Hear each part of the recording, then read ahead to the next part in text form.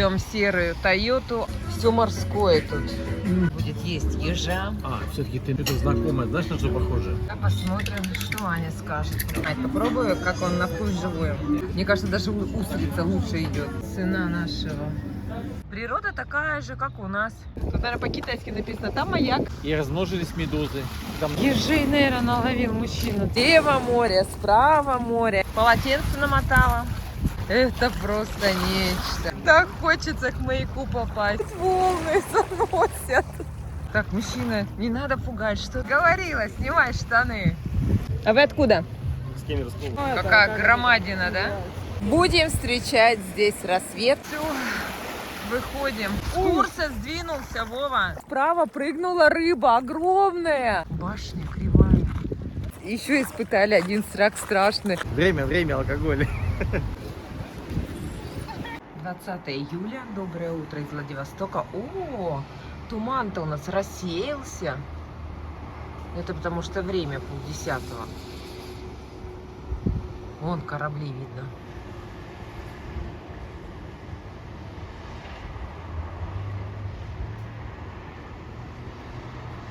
Вот он, туман.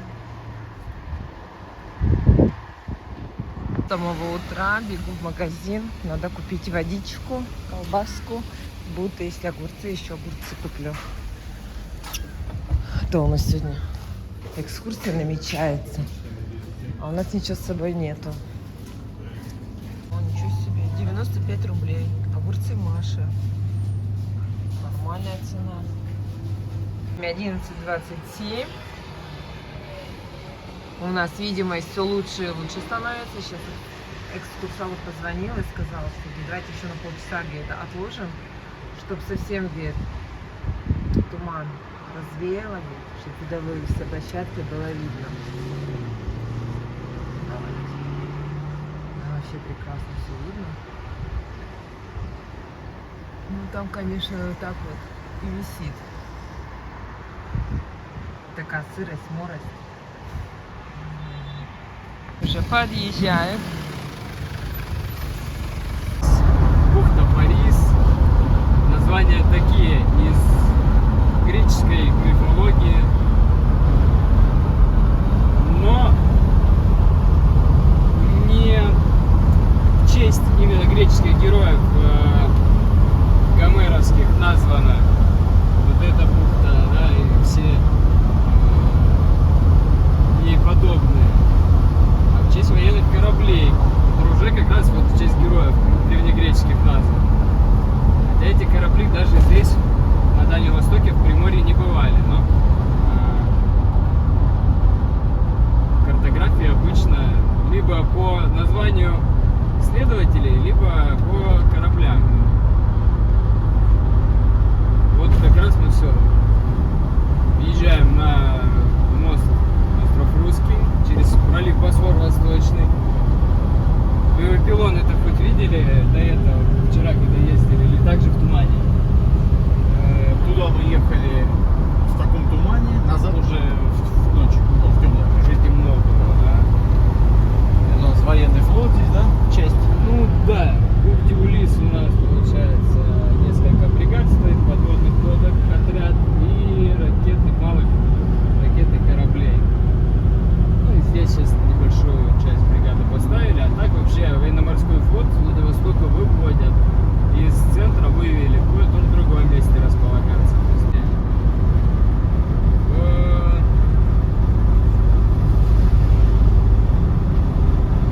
крупнейший в мире он был по пролету и по высоте пилонов, именно как вантовый. Но вот,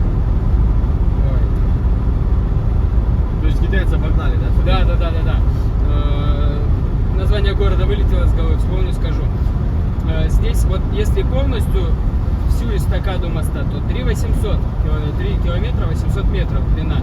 Средний пролет между вот колоннами, между пилонами у нас 1,1 километр. Ну а вот мостовая часть, ну тоже 1,5 километра приблизительно, там 1,4 километра. Внизу под нами 70 метров высоты до моря, отсюда сверху. И высотой пилоны 3 24 метра. Французская технология,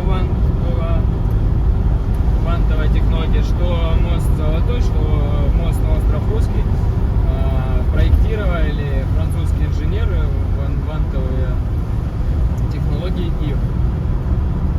Ну да, у вас остров все в тумане каждый раз. Но будет повод вернуться. Такой дальний путь, конечно, но... Да нет, зато такие ощущения, как вот в фильме вот это, да? Про Кинг-Конга. Ужасов. Да, вот такое вот. Даже ходили здесь по улице, гуляли, ну, когда были в океанарии. Вот точно так же было, как сейчас. Такое ощущение сейчас, эта обезьяна выйдет. Ну, да, где не спевали. Ну, кстати, растительность такая уже, ну, очень немножко близка вот к азиатской, да, уже начинает. Ну, да, особенно здесь, по побережью, если на южное побережье, ближе вот к Китаю, к Корейскому полуострову отправиться туда, где я вчера был с туристами, только вот буквально там приехал с поездки, такой большой, тяжелой. Там она, да, уже более южная такая, вот морской, такой прибрежный, да, южная. Растительность.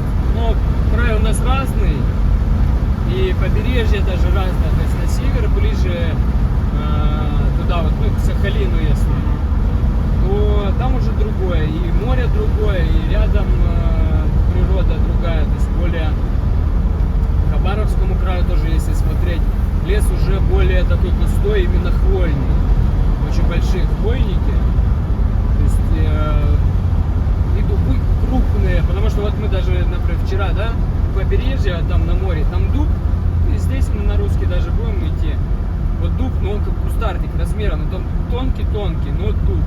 Листья крупные, хотя в то же время, да.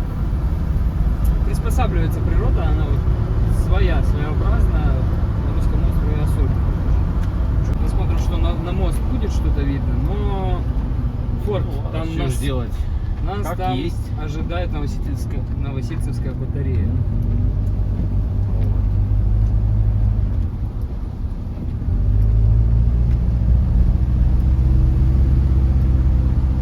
Еще до года 2008-2010 дорога была, конечно, там куча ремонтов, куча перекрывала противника. И потом фотографии мы остановимся, когда посмотрим Новосильцевскую батарею. После я фотографии еще покажу. И есть как раз фотография с монтажом пушки. Какая мортира, какая пушка по размеру была и установлена здесь. Такой узенький проливчик, да, уже? Ну, да, он небольшой, то есть относительно фарватер.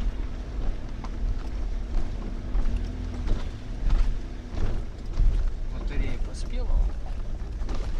Как Нью-Йорк, конечно, в том виде ничего практически не осталось. Это все с тех же годов, вот с начала того века, да? Еще? Да, это получается начало 19 века. А, 19-го даже. Ну да, это уже был 19 век. Потому что когда мы были, где океанариум, там тоже батарея бывшая. Там... Все, кто мог торговать, хотел торговать, что-то производить здесь, продавать, покупать, добро пожаловать. Порто-Франко совершенно свободная торговля, то есть беспошлинная. Когда уже советская власть пришла, когда события, то есть, развивались таким образом, что это главная база Тихоокеанского флота на Дальнем Востоке, в Советском Союзе, естественно, да, его закрыли. И остров Русский еще с царских времен, здесь было очень много военных учебных заведений. Далее также эту тенденцию продолжали, да. Остров был закрытый, еще у него закрытость заключается в том, что он недоступен другим способам, кроме кораблей и катеров, то есть, да, доставки. Это сейчас мы в 2012 только получили мост на остров Русский, да, а до этого люди, которые жили там, то есть, ну, хотя приличное количество, то есть в свое время насчитывал до 10 тысяч, вот остров и ближайший еще Попова, до 10 тысяч человек здесь проживало. И они добирались паромом гражданские, то есть паромами, паромное сообщение каждый день было, утром, вечером, там, в обеденное время. Паромная переправа была. Только в 2012 году перед саммитом АТЭС, то есть это Азиатско-Тихоокеанского региона, саммит был большой, крупный. Ну, когда были построены мосты и основная инфраструктура города, которая сейчас очень помогает, и вот благодаря нее развился. Вот. Да, потому что военный. Ты достал там.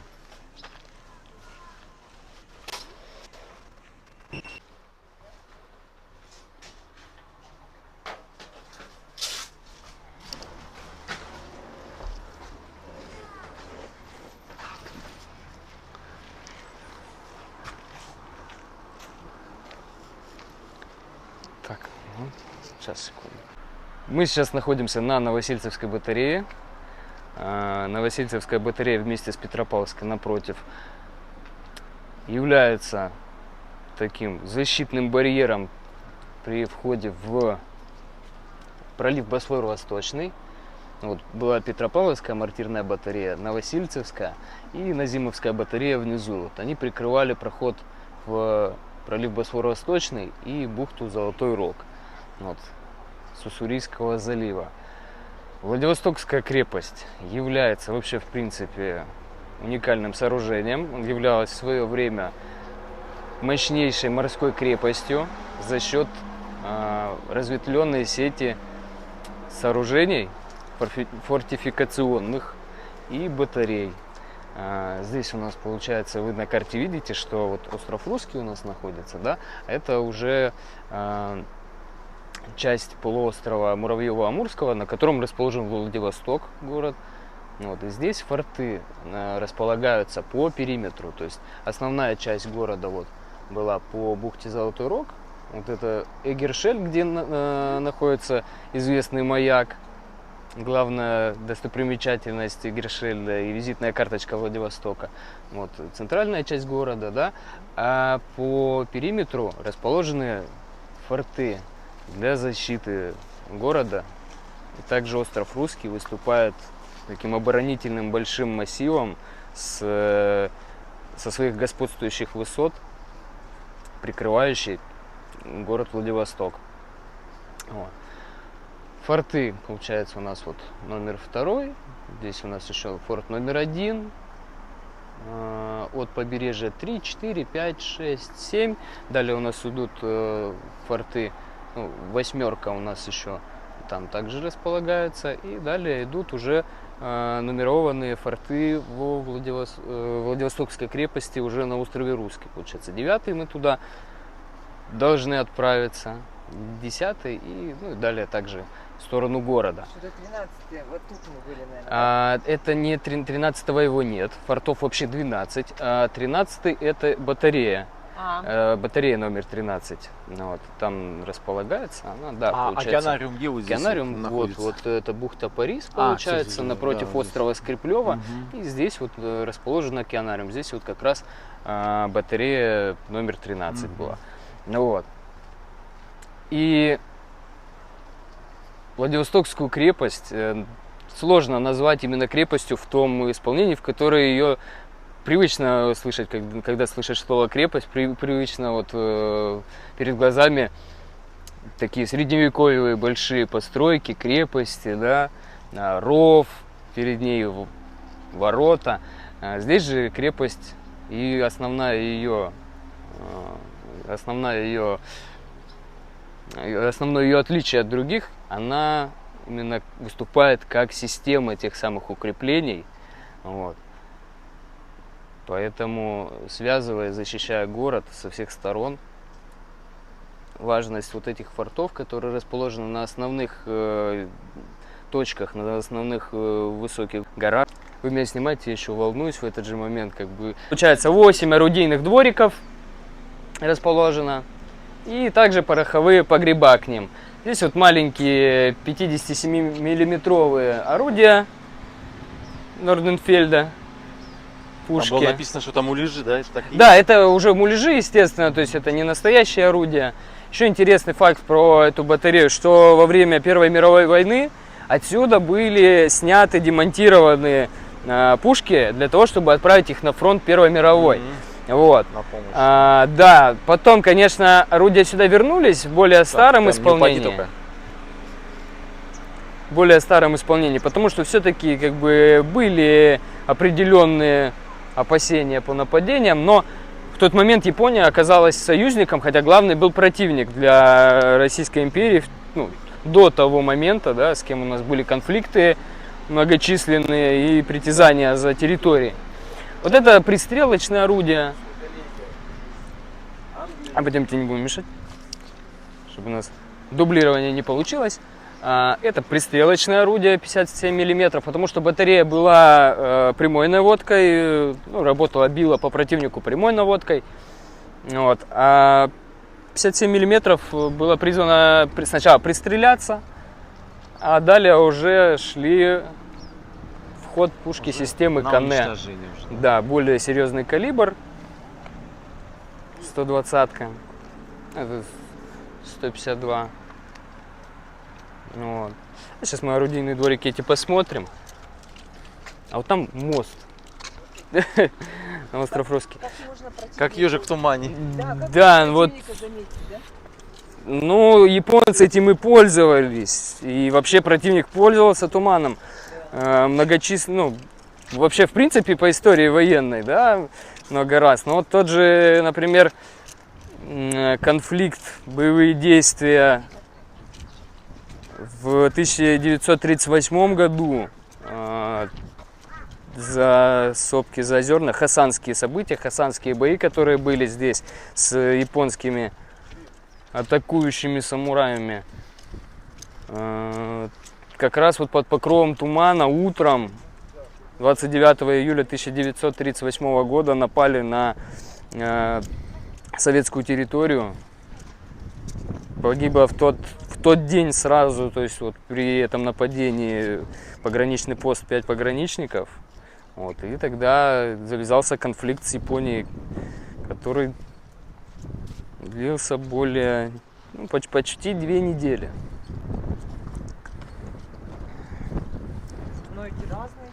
Ну, здесь пушки, в принципе, одного типа. Единственное, просто маски орудий на одних есть, на других нету. Ну, это более простой вариант был. Вот тоже я говорю, должны были стрелять по противнику, должны были уничтожать противника, да, мы говорим. А на самом деле крепость-то никогда и не стреляла-то по противнику, никогда еще не была использована вот по прямому своему назначению. То есть они не вступали в боевые действия вот это? В принципе, нет, боевых действий не было вообще здесь вот в таком виде, да. Единственный раз, когда город Владивосток был атакован японцами в русско-японскую войну, это 22 февраля 1904 года. Вот с той стороны, как раз где вы живете, со стороны бухты Патрокол, со стороны Басаргина, полуострова, мимо острова Аскольд, островов оттуда со стороны вот Японии, да, двигалась броненосная японская эскадра, подошла к городу на максимально для себя возможное расстояние, безопасное, потому что это был февраль, были морозы за 35 градусов и была очень тяжелая ледовая обстановка. Большие броненосные крейсеры, их ударные, подойти ближе не могли из-за того, что маневрировать во льдах было сложно. Понимая, что они подойдут к укреплениям на дальность выстрела Владивостокской крепости, то есть им позже уйти будет, развернуться будет очень сложно. То есть они, а если войти сюда, то они как в тире, то есть, ну, под такие укрепления, да, когда если под орудийный зал попасть, то есть, ну, это уже для них будет критично. Поэтому они встали в районе, ну, чуть дальше бухты Шамара, да, напротив, то есть отстрелялись по крепостным сооружениям определенным, по городу. В принципе, было около 200 выстрелов, произведено 200 снарядов в сторону Владивостока, да, и по городу. Ну, нанести ущерба они не смогли в тот момент вообще никакого практически. То есть, ну да, какие-то крепостные были немножко сооружения повреждены, легкие, городские несколько построек. И официально 1 человек считается погибшим там. И эта девушка, но она в тот момент была беременна, сидела за столом на кухне, и когда снаряд приземлился, да, пробил крышу их дома. Ну и матросы, солдаты там раненые, чуть больше десятка, то есть было. А так горожане выходили, после того, как стало понятно, что ничего страшного не происходит, снаряды летят в молоко, мимо, граждане выходили, горожане на сопки ближайшие, и, на которые могли, да, и наблюдали за этим, как за салютом, то есть детвора потом бегала, подбирала осколки от снарядов, еще горячие, потом забирали себе. А мимо-то почему летели? А потому что были далеко, наводки хорошей не было, дальность орудий точно туда, где киот сейчас. Прогуляемся вот, в орудийный дворик. Это специально сделано так. И вот это сооружение, которое мы сейчас видим, да, куда мы сейчас зайдем, называется прямой сквозняк. Посмотрите еще сюда, вот важно отметить, здесь киот с иконой. В царское время на каждом форту и батарее был свой киот. Здесь могли военные помолиться. Сделано это было для поднятия боевого духа. Здесь происходила разводка, вечерняя поверка, выдача указаний, вот, постановка задач. Такой как плац, можно сказать, мини. Вот всегда это происходило возле иконы. Ну, если позволяла обстановка, само собой. А прямой сквозняк, вот он называется, ну, потому что он сквозной и прямой. То есть тут нет никаких извилин, а сделано это для того, чтобы, если снаряд прилетает сюда во двор, гасить ударную волну. Потому что это пороховой, ну, так сказать, погреб маленький был для хранения зарядов и снарядов для пушек. Здесь был механизм, да, для того, чтобы снаряд сюда с пороховым зарядом подавать. У них постоянный был там небольшой запас для... Включайте фонарики аккуратно тут. Да. Вот здесь вот на столах специальных были расположены, то есть, получается, пороховые заряды и снаряды. Да, да. Ну, здесь еще колонны были, то есть здесь, чтобы это все устанавливалось плотно. Здесь были именно как колонны, то есть, ну, для столов. Ну, кстати, по системе вентиляции на фортах очень грамотно спроектирована система вентиляции. Это сейчас уже, конечно, большая влажность, то есть, ну, а так учитывали, чтобы без использования электричества, без каких-то вытяжных установок была постоянная температура и влажность сохранялась. А там что? Здесь это для личного состава также. То есть были... тут можно было жить там немножко, да? Небольшое количество, да, находилось здесь, как бы постоянная часть.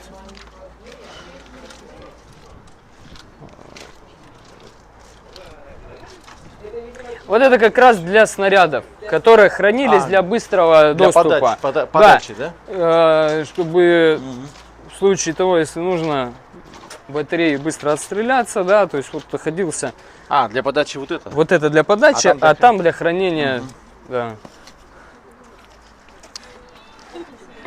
Наверное, вот так как-нибудь открывается, туда запихивается. Вот открывается. Да. Ну это макет, сейчас мы это сделать не сможем. Закрывается и что-нибудь там. И производится выстрел, да, наводка, выстрел. Огнем? Нет, здесь ударные механизмы, здесь ударно-спусковой механизм, потому что у порохового заряда есть, вот, ну, там, идет капсуль, да, получается, и когда по нему происходит удар, пороховой заряд вспыхивает и выстреливает, в общем, здесь из было пушки очень снаряд. Громко было, да. Очень. Плавность, она в рельеф, максимально в рельеф должна была быть встроена. То есть все, да, максимально полезно использовано быть. И ландшафт. А там находится там генератор, сейчас который работает. Тут освещение, да? Ну, да, для того, чтобы могли работать кассовый аппарат, освещение там, да. Она несколько раз была перестроена, то есть несколько видов генерации она